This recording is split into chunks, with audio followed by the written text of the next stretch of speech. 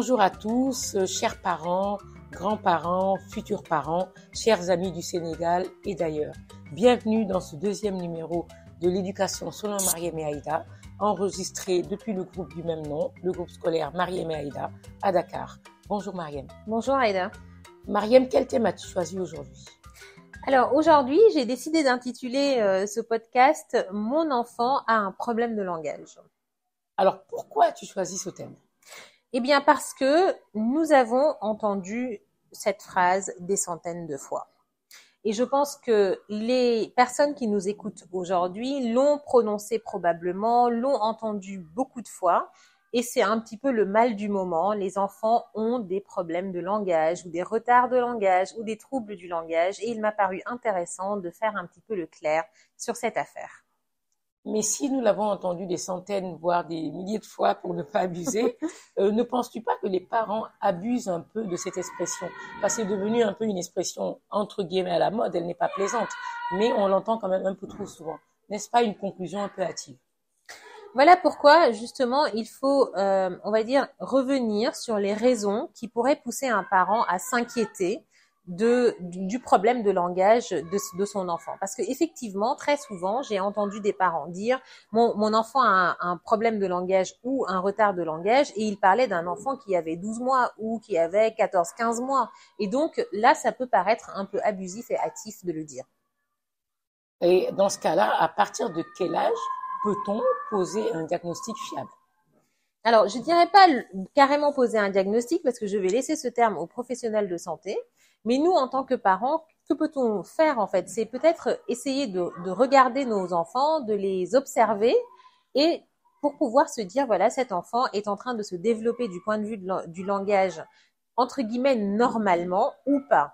En fait, lorsqu'on dit qu'il y a un retard de langage, c'est parce qu'on est en train de constater que l'enfant qui a un certain âge, donc par exemple 12 mois, 18 mois, 30 mois, eh bien, du point de vue du langage, ne réagit pas ou n'agit pas comme les autres enfants de son âge, la majorité des autres enfants de son âge. Donc, en soi, il n'y a pas de normalité, il y a juste une notion de statistique. On va dire que 80 à 90%, 95% des enfants de 12 mois gazouillent. Donc, quand on a face à soi un enfant qui a 12 mois et qui n'émet aucun son, il est normal quand même, en tant que parent, de se poser la question, mais pourquoi pourquoi mon enfant n'émet pas de son? Donc, avant 12 mois, les enfants font ce qu'on appelle des gazouillis. Donc, ils émettent des petits sons, des sons qui peuvent ressembler, à des petits rires ou à des grognements, etc. Mais en tout cas, nous tous, nous connaissons les paroles, les mots des bébés. Voilà. Et puis de 12 à 24 mois, là, on va faire un pas dans ce qu'on appelle le langage, parce que l'enfant va commencer à prononcer des mots. Et en fait, on estime que la plupart des enfants, entre 12 et 24 mois, vont enrichir leur vocabulaire et vont atteindre un vocabulaire composé de 50 mots environ. Et ensuite, de 24 à 30 mois, eh bien, ce vocabulaire va continuer à se développer et on peut dire on regarde son enfant acquérir presque un mot tous les jours et on va dire qu'on va tomber autour de 30 mois à peu près une centaine de mots que votre enfant va utiliser, comprendre et dire régulièrement. Alors, du coup, fort de tout ça, lorsqu'un parent voit que le retard de langage est avéré, sachant tout ce que tu viens d'expliquer, que faut-il faire ? Quelles sont les actions à prendre ? Qu'est-ce qu'il faut faire ? Alors, d'abord, quand on remarque, par exemple, qu'un enfant, mettons un enfant de moins de 12 mois, ne réagit pas tellement aux stimuli, ne gazouille pas tant que ça, ou qu'un enfant de 12 à 24 mois fait peu de gestes, ou encore ne va pas tellement varier ses propos, ou ne comprend pas vraiment ce qu'on lui dit. Et quand on avance un petit peu plus en âge, un enfant de 24 à 30 mois qui ne prononce aucun mot intelligible, qui ne répète pas ce qu'on lui dit, qui ne formule pas de phrases simples, ça ce sont vraiment des alertes, eh bien il est important de commencer à se dire que peut-être que cet enfant manque de stimulation. Et en fait, comment stimule-t-on un enfant ? La première chose à faire, c'est de lui parler, évidemment. Donc alors, ça peut paraître vraiment évident, mais en fait, quand on regarde bien, quand on s'observe bien, on ne parle pas si souvent que ça à nos enfants et pas tellement à nos bébés. C'est vrai que, par exemple, les enfants qui sont confiés à leurs grands-parents ont un petit peu plus de chance que les autres parce que les grands-parents ayant plus de temps vont discuter avec leurs petits-enfants. Et même si l'enfant est vraiment très petit, ils vont quand même parler, ils vont quand même commenter tout ce qu'ils font au quotidien.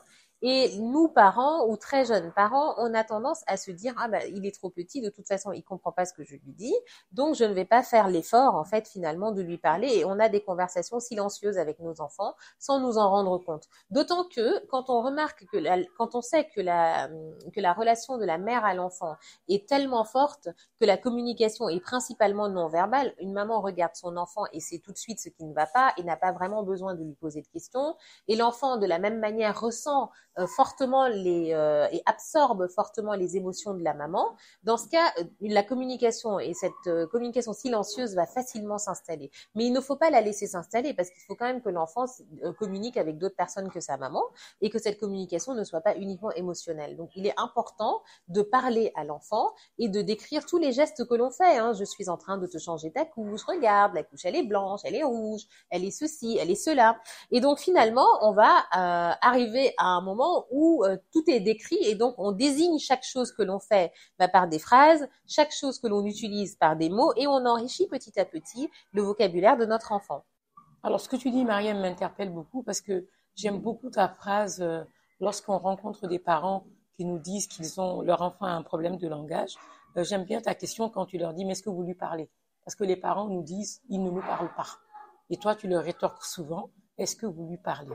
Et c'est là que je vois dans leur regard, ils sont tout de suite interpellés parce qu'effectivement, ils se rendent compte qu'ils ne parlent pas tellement à l'enfant, qu'ils n'ont pas une interaction qui pourrait induire le langage chez cet enfant-là. Et donc, c'est pour ça que ce que tu dis est très important, d'expliquer à l'enfant ce que l'on fait, tous les gestes, même s'il ne nous répond pas, il les enregistre, il sait, et au moment où ça se débloquera, il aura du vocabulaire, il aura Exactement. un langage avéré. Et c'est pour ça qu'il est tellement bien d'amener les enfants chez les grands-parents, parce que les grands-parents parlent tout le temps aux enfants. Ils ont le temps. Ils ne se lassent pas. Ils ne se lassent pas, ils leur parlent, ils leur expliquent. Voilà. Exactement, tout à fait. Alors, et dans ce cas-là, tu voulais continuer un peu sur les actions à prendre? Oui, parce que effectivement, la stimulation par la parole est une des stimulations que l'on peut apporter à l'enfant, mais on peut également stimuler par la motricité. Parce que c'est vrai que souvent on se dit bon, le langage c'est la parole, hein, donc il faut juste parler à l'enfant. Mais en fait, un enfant doit être stimulé de 1000 manières différentes. Et quand il est gardé à la maison, par exemple, et pas gardé en collectivité, il va pas rencontrer d'autres enfants, d'autres adultes.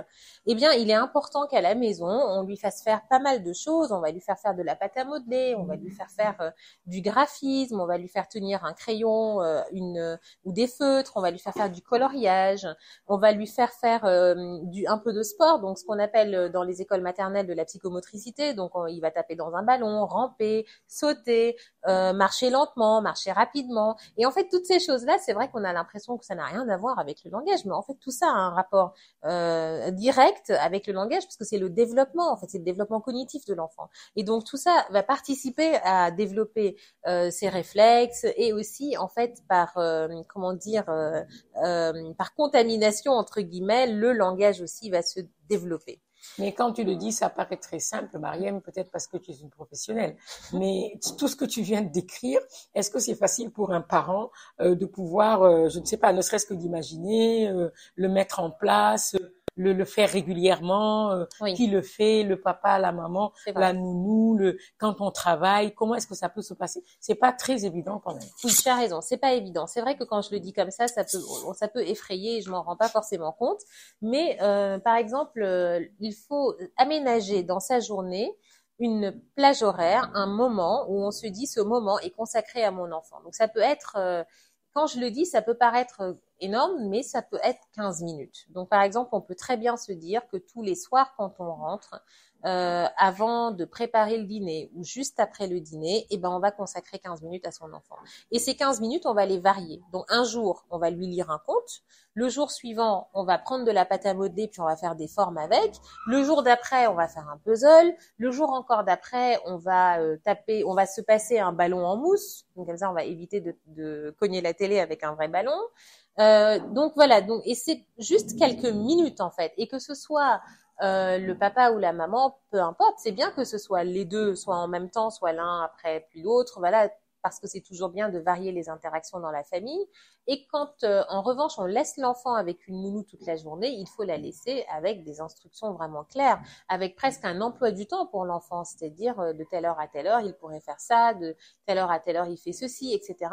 C'est très important aussi de faire sortir l'enfant. C'est vrai que nous, souvent, je vois des familles où les enfants ne sortent jamais. Donc, l'enfant est toujours dans une maison. En fait, l'enfant est toujours entre quatre murs. Et quand il quitte les quatre murs, c'est pour aller entre quatre autres murs. Et donc, c'est vraiment important que dans une journée, l'enfant sorte, même si c'est pour faire le tour du pâté de maison du quartier. Si on n'a pas la chance d'habiter dans un quartier où il y a un espace dédié aux enfants, comme un petit parc, comme un espace où il y a des balançoires ou des choses comme ça, on peut ne serait-ce que faire le tour du pâté de maison. C'est une bonne activité pour l'enfant. D'abord, c'est de l'activité physique. Ensuite, c'est encore un moment où on peut stimuler son langage. On passe devant les maisons, on voit des oiseaux qui volent, on voit Et des on choses. lui explique tout ça. Voilà, ça on c'est ça, ça c'est ça. on commente, l'enfant pose des Exactement. questions, Tout à l'enfant fait. désigne du doigt. Et en fait, voilà, ça participe énormément au développement Et de l'enfant. surtout pas le prendre pour se promener en étant au téléphone, on lui attrape la main et on est au téléphone et on avance dans la rue. Et on va dire on a fait la sortie. Exactement. Voilà. Et là, Absolument. vraiment, dans la rue, elle est foisonnante. Absolument. On voit des tas de choses, des gens Absolument. qui vendent des choses, on voit des Des voitures chiens qui errants, passent, des chats qui exactement. passent. On voit des charrettes quand Tout on à vit fait. sur Dakar. On voit voilà des taxis, on voit des voitures, de toutes sortes de voitures. Donc en fait, vraiment, là, on va rencontrer les voisins, on veut va faire dire les couleurs. bonjour. Oui, donc Mm. on n'a pas besoin d'habiter dans un endroit particulier pour se dire ah oui, ici c'est tellement particulier et joli que je vais sortir mon enfant. Donc il ne faut pas penser que la promenade c'est forcément quand on habite en bord de mer ou à côté d'une forêt. Donc ça c'est très important sur la stimulation de l'enfant. Et puis il faut évidemment parler des fameux écrans, Aïda. Ça, Voilà. le mal du siècle. Le mal du siècle, on ne peut pas passer à côté de ça. Les écrans, c'est évidemment, ils ont été identifiés par de très nombreux professionnels, y compris des professionnels de santé. Des études sont en cours, des études ont déjà délivré leurs conclusions sur le fait que les écrans sont quand même aussi très largement responsables du retard de langage chez beaucoup d'enfants. Et il faut vraiment combattre cette idée reçue chez beaucoup de parents que le fait de donner une tablette à un enfant est un excellent cadeau parce que la tablette va le stimuler. Voilà, exactement. C'est tout à fait l'inverse. En fait, une tablette peut tout à fait stimuler un enfant à condition, en fait, il faut que deux conditions soient réunies. La première, c'est qu'il ne l'utilise pas seul.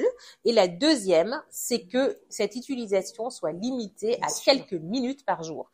Et malheureusement, les parents achètent la tablette pour avoir la paix. Donc, c'est évident qu'ils ne vont pas du tout l'utiliser avec l'enfant puisque eux, ils veulent donner la tablette à l'enfant et faire autre chose. Et ils vont pas le limiter à quelques minutes puisqu'ils veulent avoir la paix un certain temps.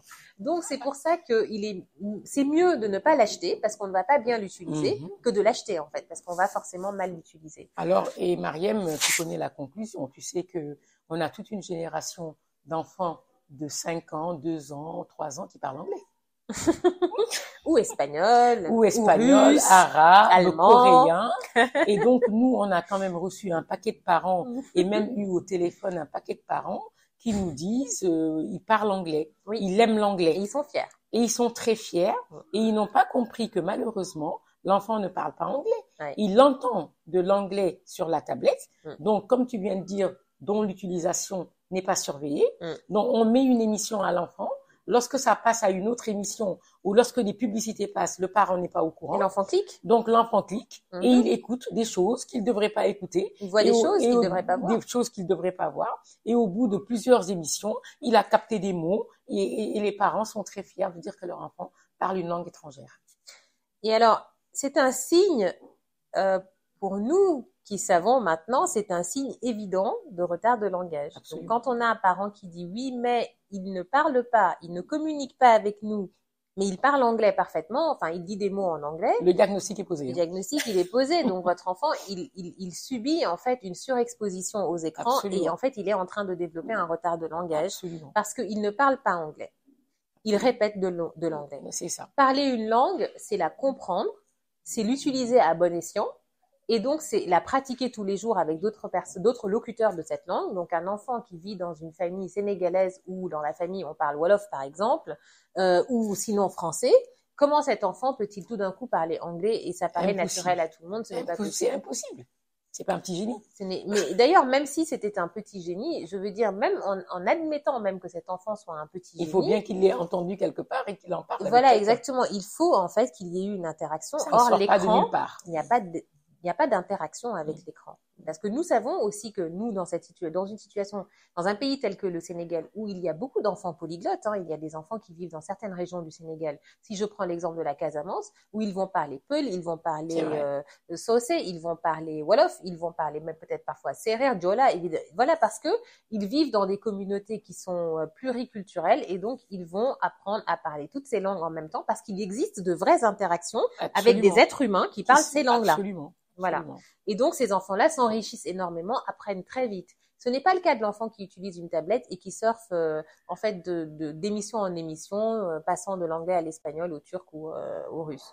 Donc, c'est très important, vraiment, je ne saurais le dire avec plus de force, d'arrêter d'exposer les enfants aux écrans, de limiter cela vraiment à moins de 15 minutes par jour. Voilà, et 1 heure avant le coucher. Et d'arrêter 1 heure avant d'aller dormir, ça c'est vraiment très important aussi parce que sinon toutes ces images vont peupler les rêves et vont dégrader la qualité du sommeil de l'enfant en fait. Alors Mariem, autre signe malheureux de nos temps, c'est l'autisme. On a de plus en plus d'enfants autistes que nous voyons, qui sont diagnostiqués, etc. et tout. Et peut-on, lorsqu'on rencontre un enfant qui a un problème de langage, lorsque notre enfant a un problème de langage, doit-on le lier automatiquement au trouble du spectre de l'autisme? Est-ce un synonyme de ce trouble? Pas du tout. Là, vraiment, j'insiste aussi là-dessus parce que jusqu'à présent, depuis le début de notre discussion, on parle de retard de langage. Et beaucoup d'enfants, en fait, en appliquant les quelques conseils que je viens de donner, quand les parents les appliquent, ils vont rattraper ce retard de langage. Donc, en fait, ils vont se mettre à parler aussi bien que leurs camarades. Et parfois, même sans appliquer les conseils que je viens de donner, l'enfant va naturellement rattraper ce retard parce qu'à un moment donné ou à un autre, il va aller à l'école et que la stimulation de l'école va suffire en fait à rattraper. Et le fait qu'il passe ses journées à l'école va l'éloigner des écrans et finalement va couper les... il y aura un déclic. Il y aura un déclic. Ça, c'est vraiment dans l'écrasante majorité des cas. Mais c'est vrai que lorsque l'enfant entre dans le spectre, donc dans les troubles du spectre de l'autisme, ce trouble-là va se manifester aussi par un retard de langage. Donc, il existe une infime possibilité que l'enfant qui présente un retard de langage soit un enfant atteint d'un trouble du spectre de l'autisme. C'est une possibilité parmi tant d'autres, mais ce n'est pas automatique. D'accord. Voilà. Très, très bien. Alors, à ce moment-là, tout cela étant dit, à partir de quand faut-il quand même consulter un spécialiste? Même en se disant qu'il peut y avoir un déclic, une fois que l'enfant va aller à l'école, une fois qu'il va arrêter les écrans, une fois qu'on aura appliqué les formidables conseils de Mariem, et que l'enfant continue dans son mutisme, continue dans ce retard, quand est-ce qu'il faut vraiment se dire là maintenant j'y vais? Alors, ma réponse va peut-être étonner, mais je crois beaucoup, et toi aussi, en l'instinct des parents. Donc, je pense que le bon moment pour consulter, c'est le moment où on s'inquiète. Et même quand on s'inquiète quand l'enfant a 10 mois ou à 6 mois, et que là, on se dit, mais comment est-ce qu'on peut s'inquiéter pour un enfant de 6 mois? Eh bien, moi, j'ai rencontré bien des mamans qui diront, on a détecté le problème quand il avait 4 ans, mais moi, je savais déjà quand il avait 6 mois. Exactement. Mais je n'osais pas le dire parce que je pensais que les gens allaient dire que je suis folle, etc. Et donc, il faut commencer à consulter dès qu'on s'inquiète. Dès qu'on se dit, il y a quelque chose qui ne va pas. Quand je le regarde, il y a quelque chose qui ne va pas. Parce que Dieu nous a donné ça, en fait. Il nous a donné l'instinct. Que ce soit l'instinct de la mère, comme l'instinct du père, d'ailleurs. Je ne surévalue pas l'instinct maternel. Les papas aussi ont un instinct vis-à-vis de leurs enfants. Et donc, dès qu'on se dit qu'il y a un problème, il faut aller voir. On peut consulter un pédopsychiatre dans un premier temps. On peut consulter, donc ici, par exemple, à Dakar, il y a vraiment des unités par exemple, à Fan Khalei, pour ne pas le citer, qui accueille les familles formidablement, avec toute une équipe qui va pouvoir vraiment conseiller, observer l'enfant et donner et guider les parents.